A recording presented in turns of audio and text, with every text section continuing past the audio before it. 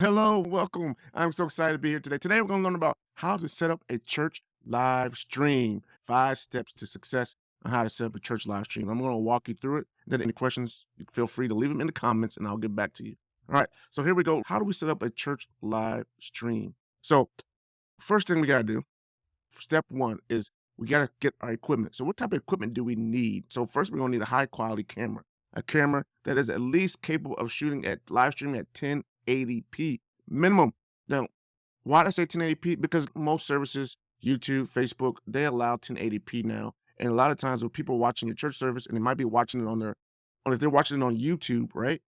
A lot of the TVs now have YouTube apps so they can actually watch the service on their big wide screen. So you do not want to be at 720p when people are watching it on a big screen at their home. So you want to be at least 1080. Can you go 4K? Yes, it's optional, but it's not required. Minimum is 1080p. So that's the first thing. You gotta make sure you have a camera capable of 1080p. Now, you might be asking me, how many cameras do I need? You're gonna need a minimum of one. And then ideally, if you have 3 cameras total, that'd be great. You can get different angles. But at least start off with one, a 1080p camera. You can get away with it starting off if you start off with a low budget. And then you can expand to more cameras. Next thing, you'll need a good microphone, right? A good lapel microphone that you can connect to your computer audio equipment so you can feed in the system. So a good lapel microphone or even a handheld microphone that you can connect, right? Just look up stage mics or lapel microphones.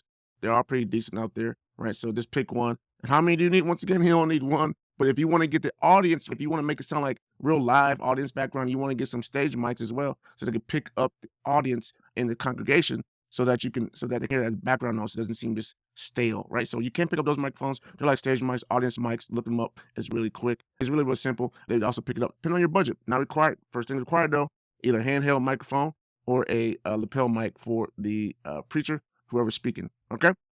You're gonna need a computer. Obviously, you're gonna need a computer to be able to connect all of to run your software that you're gonna need to run, and then also connect all the inputs from the audio and video equipment.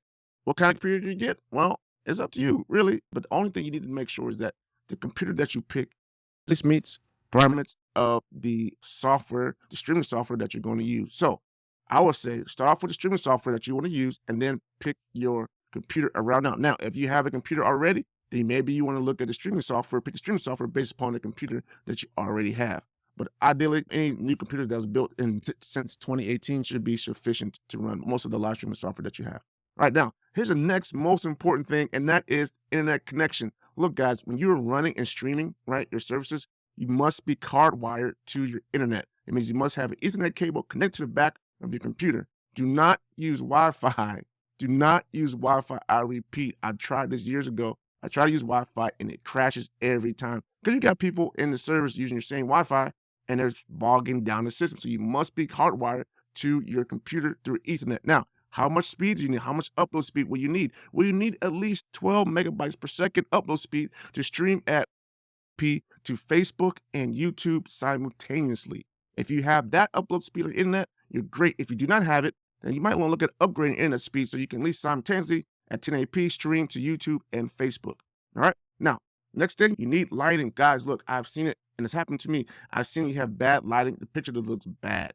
And it's hard for people to see, right? The two biggest things that can hurt people from attending your live stream online is one, sound, audio, and two, visibility, the appearance of how well you lit up the studio. How are you lighting up your presenter? No one wants to look at darkness all the time.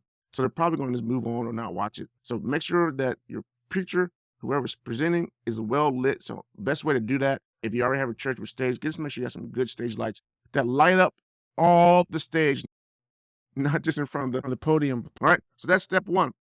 Step two, we got to get some software now. So we got to get some live streaming software now. Some very popular options out there. We got OBS Studio, you have Wirecast, you got XSplit, you have vMix. And then my personal favorite is Ecamm Live, but it's only for Apple computers. I personally only use Apples personally. So that's why I use Ecamm Live and YouTube, but others. So now step three, now we got to do camera and audio configuration, right? So now we got to set everything up. Everything connected, all the video cameras connected to all the switchboards. So you can switch, if you got multiple cameras, you can be able to switch them through multiple cameras. The cool thing about Ecamm Live, right? Once you get them all connected in, you can switch through Ecamm Live and use your switchboards. You don't need necessarily have a separate switchboard. But if you want to get a separate switchboard to make it easier to switch, you can get a separate switchboard to make it easier to switch and put that into Ecamm Live. Now it's time to do a test run. Let's make sure this thing actually works. Light, cameras, action, test run. We're going to test it out, right? You do it. Maybe you have a night where you just practice. You got the worship team up there on stage. Make sure the sound's coming in good. You don't got to go through the whole service, but make sure you got the right angles, your camera angles, everything looks great. And once you have it all nailed down, then you're good to go. So now it's time to go live. Now you just go live stream your worship service, live stream your Bible studies, live stream whatever event that you want to live stream. Now you've all done. And that's how you set up a live stream for your church. Hope you guys have found this interesting. Give me a thumbs up if you like this. For now, guys, thank you so much, and God bless you.